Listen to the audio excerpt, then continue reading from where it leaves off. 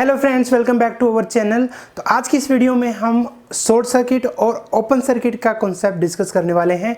तो वीडियो को आखिरी तक देखना और समझना कि शॉर्ट सर्किट क्या होता है, ओपन सर्किट क्या होता है। ये शॉर्ट सर्किट और ओपन सर्किट का जो कॉन्सेप्ट है वो आपका थियोरेटिकली समझना बहुत ज़रूरी है, क्योंकि ये आपके एक्सपेरिमेंट्स में भी बहुत काम आता है। मान लेते हैं आपका कोई वायर टूट गया तो ओपन सर्किट हो जाता है। अगर आपका दो वायर्स अगर आपस में मिल गई तो शॉर्ट सर्किट हो जाता है। कैसे आपको पता चलेगा कि कब ओपन सर्किट होता है, कब शॉर्ट सर्किट होता है। इवन हमारे घरों में भी हम जब हमारी कोई डिवाइस खराब हो जाती है तो मल्टीमीटर से हम चेक कर सकते हैं, इलेक्ट्रिशियन चेक कर सकता है कि ओपन सर्किट है कि शॉर्ट सर्किट है। और आपको ये भी पता होगा कि शॉर्ट सर्किट की वजह से आपकी स्पार्क भी होता है। वो स्पार्क हमेशा शॉर्ट सर्किट की वजह से होता है। तो इस वीडियो में हम ये भी आपको बताएंगे कि शॉर्ट सर्किट में ऐसा क्या होता है, शॉर्ट सर्किट की वजह से स्पार्क क्यों होता है, और जब स्पार्क होता है तो उसकी वजह से जो एमसीबी है वो गिर जाती है। और अगर आपके घर में एमसीबी नहीं लगी है तो शॉर्ट सर्किट की वजह से आग भी लग सकती है। तो इस वीडियो में हम ये भी बताएंगे कि शॉर्ट सर्किट इतना खतरनाक क्यों है, क्यों उसकी वजह से आग लग जाती है, और ओपन सर्किट कब होता है, और ओपन सर्किट की वजह से क्या होता है, क्यों हमारी डिवाइस ओपन सर्किट की वजह से काम करना बंद कर देती है। तो वीडियो को आखिरी तक देखना। अगर आपको हमारी वीडियो पसंद आए तो उसको लाइक जरूर करना। आपका एक लाइक हमें अगली वीडियो बनाने के लिए मोटिवेट करता है। चैनल पर नए हो तो सब्सक्राइब जरूर करना। चलिए शुरू करते हैं। तो देखिए, मैंने ये दो फिगर बनाए हैं। ये वाला जो है ये ओपन सर्किट का है और ये वाला जो फिगर है ये शॉर्ट सर्किट का है। तो ओपन सर्किट, जैसे आपको नाम से पता चला ओपन सर्किट मतलब ओपन, कुछ ओपन है। ओपन सर्किट का मतलब ये होता है, जैसे मान लेते हैं आपके घर में लाइट जल रही है, तो आपने जैसे स्विच ऑफ किया तो लाइट बंद हो गई। ऐसा क्यों? क्योंकि जब आप बेसिकली अपने स्विच को ऑफ करते हो तो वो करंट की सप्लाई काट देता है। वो करंट की सप्लाई काटने की वजह से वो एक ओपन सर्किट हो जाता है। तो उसकी वजह से आगे करंट नहीं जा पाता।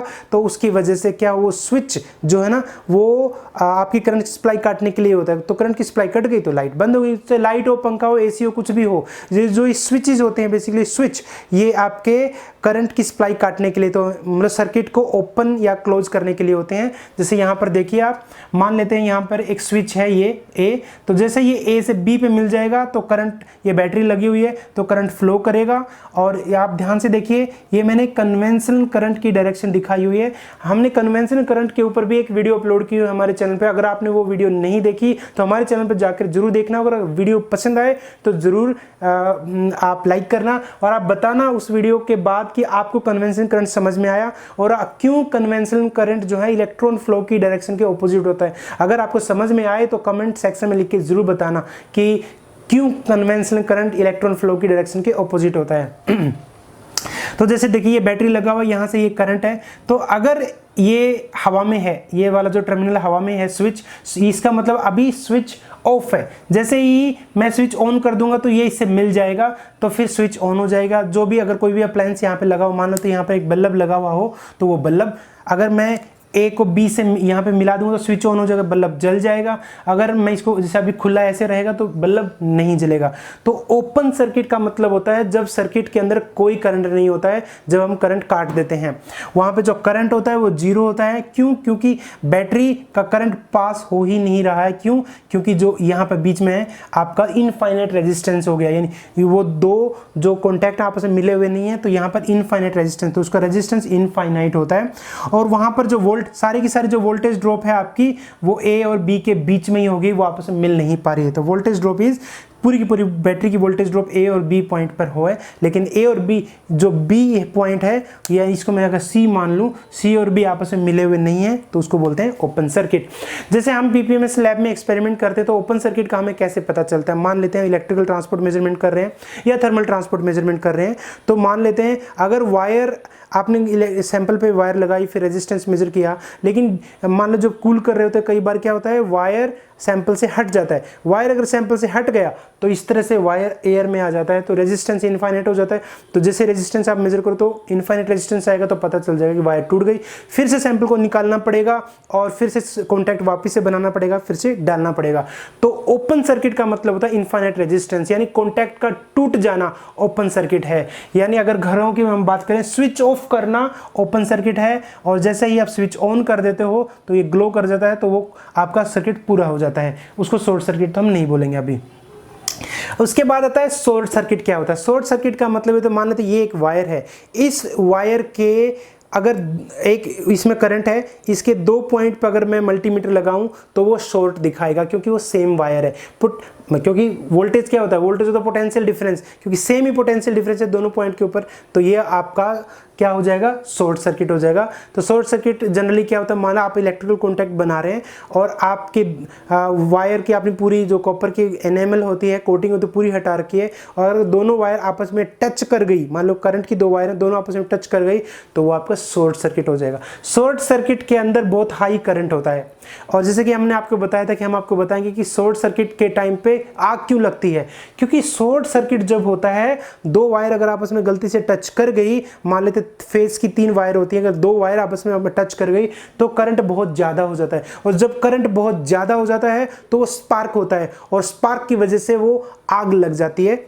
तो शॉर्ट सर्किट की वजह से स्पार्क हो, तो स्पार्क की वजह से आग लगती है, इसलिए शॉर्ट सर्किट बहुत ही खतरनाक हो। तो खास करके गर्मियों के टाइम पे जब हम बहुत ज्यादा टाइम पे एसी चलाते हैं, तो कई बार वायर की जो कोटिंग है वो पिघल जाती है, फिर एक वायर दूसरी वायर से मिल जाती है, शॉर्ट सर्किट हो जाता है, स्पार्क होता है, और स्पार्क की चिंगारी होती है, तो चिंगारी से आग लग सकती है। तो शॉर्ट सर्किट बहुत खतरनाक होता है। कहीं पर बड़ी बड़ी मतलब घरों में, इंडस्ट्रीज में आग लग जाती है शॉर्ट सर्किट की वजह से। तो शॉर्ट सर्किट से बचने के लिए हमेशा देखना होता है कि कहीं वायर की कोटिंग कटी तो नहीं है, इंसुलेशन कटी तो नहीं है। कोई भी वायर अगर जोड़े तो वहां पर हमेशा इंसुलेशन लगाना होता है। और शॉर्ट सर्किट के पे अगर इंसान का हाथ लग जाए तो उसको शॉक भी लग सकता है, इलेक्ट्रिक शॉक लग सकता है, और वो उस इलेक्ट्रिक शॉक की वजह से डेथ तक हो सकती है। तो बहुत ही खतरनाक होता है शॉर्ट सर्किट, उससे बचना होता है।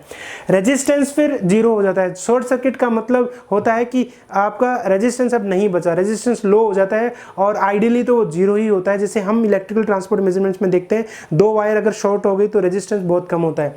जब आपका सैंपल मेटेलिक होता है जिसका रेजिस्टेंस 10 ओम या उससे कम होता है, तो बहुत डिफिकल्ट होता है ये पता लगाना कि जो कम रेजिस्टेंस आ रहा है वो वायर शॉर्ट होने की वजह से आ रहा है या मेटेलिक सैंपल।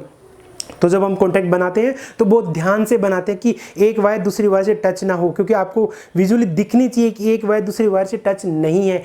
क्योंकि आप जब मल्टीमीटर से मेजर करोगे तो मेटेलिक सैंपल का भी रेजिस्टेंस 10 ओम से नीचे आएगा, और आपका शॉर्ट सर्किट की वजह से भी 10 ओम, तो आपको पता ही नहीं चलेगा मल्टीमीटर से कि भाई आपका ये सैंपल का रेजिस्टेंस है या शॉर्ट सर्किट है। तो इसके लिए आपको क्या करना पड़ेगा, जब आप कॉन्टैक्ट बनाए तो आपको देखना है कि नहीं, कोई भी वायर किसी से टच नहीं कर रही है, दैट मीन शॉर्ट सर्किट तो नहीं है, ये मेरा सैंपल का ही रेजिस्टेंस है। और जो आपको जैसे ओम्स लॉ कहता है V = IR, अब R जब 0 हो गया तो वोल्टेज भी शॉर्ट सर्किट में आपकी 0 होगी, लेकिन जो करंट होता है वो बहुत ही ज़्यादा होता है, उसकी वजह से स्पार्क होती है, स्पार्क की वजह से आपका आग तक लग सकती है। तो ये था एक छोटा सा कॉन्सेप्ट ओपन सर्किट और शॉर्ट सर्किट का।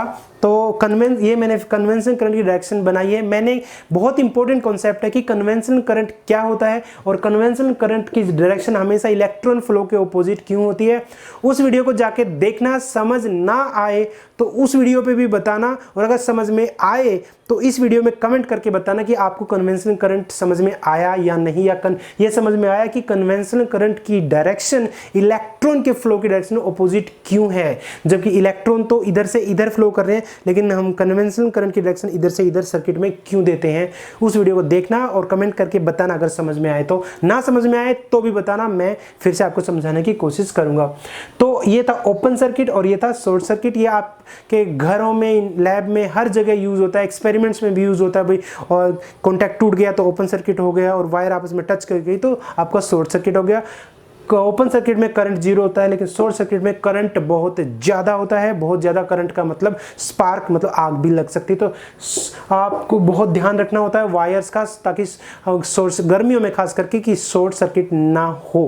क्योंकि जहाँ पर जिन सर्किट्स में करंट ज़्यादा, लंबे टाइम के लिए करंट जिस वायर में ज़्यादा होता है, कई बार वो वायर के अंदर आपको पता है करंट की वजह से हीटिंग होती है, और उस हीटिंग की वजह से वो जल भी सकता है। क्या आपको पता है कि सुपर कंडक्टिंग कंडक्टर्स ऐसे मटेरियल होते हैं जिनका कोई रेजिस्टेंस नहीं होता। मान लेते अगर आपका सुपर कंडक्टर का वायर होता, अगर हमारे पास सुपर कंडक्टर का वायर होता, तो उसके अंदर कभी हीटिंग नहीं होती। यानी हाँ, जिस दिन रूम टेम्परेचर सुपर कंडक्टर होगा तो ये हीटिंग की प्रॉब्लम खत्म हो जाएगी। आपने न्यूज़ में सुना होगा कि बहुत सारा जो AI के सर्वर्स बन रहे हैं अभी, जो क्योंकि AI काफ़ी अभी बूम हो रहा है, तो AI की जगह जगह सर्वर, अलग अलग कंपनियां सर्वर बना रही हैं।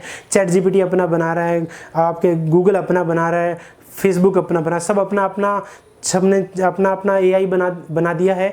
लेकिन उसके लिए उसको सर्वर चाहिए, सर्वर को कूल करने के लिए चाहिए पानी। क्यों? क्योंकि सर्वर के अंदर जो करंट फ्लो करता है उसकी वजह से हीटिंग होती है। जिस दिन सुपर कंडक्टिंग वायर होंगी उनके अंदर हीटिंग नहीं होगा। तो रूम टेम्परेचर सुपर कंडक्टर बहुत इंपॉर्टेंट होगा फ्यूचर टेक्नोलॉजी के लिए। उस दिन ये जो हीटिंग की प्रॉब्लम खत्म हो जाएगी। जैसे आपने देखा होगा कि आपकी हाई टेंशन वायर आपके ऊपर से जाती हैं, तो आपको पता है कि मोर देन 50% जो इलेक्ट्रिसिटी है ना, वो ट्रांसमिशन के दौरान ही वेस्ट हो जाती है हीटिंग की वजह से। लेकिन अगर सुपर कंडक्टिंग वायर होगी तो वो जो ट्रांसमिशन के दौरान हीटिंग होगा ही नहीं, तो ट्रांसमिशन एकदम, मतलब जितनी इलेक्ट्रिसिटी आप दोगे उतनी ही पहुंचेगी, क्योंकि हीटिंग होगा ही नहीं। तो सुपर कंडक्टर्स के ऊपर हमने काफ़ी वीडियोस अपलोड की हुई। अगर आपने वो वीडियो नहीं देखी तो हमने प्लेलिस्ट भी बनाया हुआ है मैग्नेटिज्म और सुपर कंडक्टिविटी के ऊपर। आप वो प्लेलिस्ट में सारी की सारी सुपर कंडक्टिविटी की वीडियोज एक साथ है, जाकर देखना कि सुपर कंडक्टर क्या होते हैं, टाइप 1 सुपर कंडक्टर क्या होते हैं, टाइप 2 सुपर कंडक्टर क्या होते हैं, और मैग्नेटिज्म के दूसरे कॉन्सेप्ट जैसे ससेप्टिबिलिटी क्या होती है, परमेबिलिटी क्या होती है, BH के, तो वो सब भी किया हुआ है।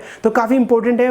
आपको अगर वो समझ में ना आए तो कमेंट सेक्शन में लिख के बताना, और अगर आपको समझ में आए तो वीडियो को लाइक करना, शेयर करना, और चैनल पर नए हो तो सब्सक्राइब जरूर करना। तो मुझे उम्मीद है आपको ये ओपन सर्किट और शॉर्ट सर्किट समझ में आया होगा। फिर भी अगर आपको कोई डाउट है तो आप कमेंट सेक्शन में लिखकर हमसे पूछ सकते हैं। आप हमारे चैनल पर अगर नए हैं तो आप हमें चैनल को सब्सक्राइब जरूर करना, और हमारी वीडियोस को उन लोगों के साथ शेयर करना जो इन वीडियोस से फ़ायदा उठा सकते हैं। तो मिलते हैं एक नई वीडियो में एक नए कॉन्सेप्ट के साथ। तब तक आप अपना ख्याल रखिए, अपने परिवार का ख्याल रखिए। Take care, bye bye.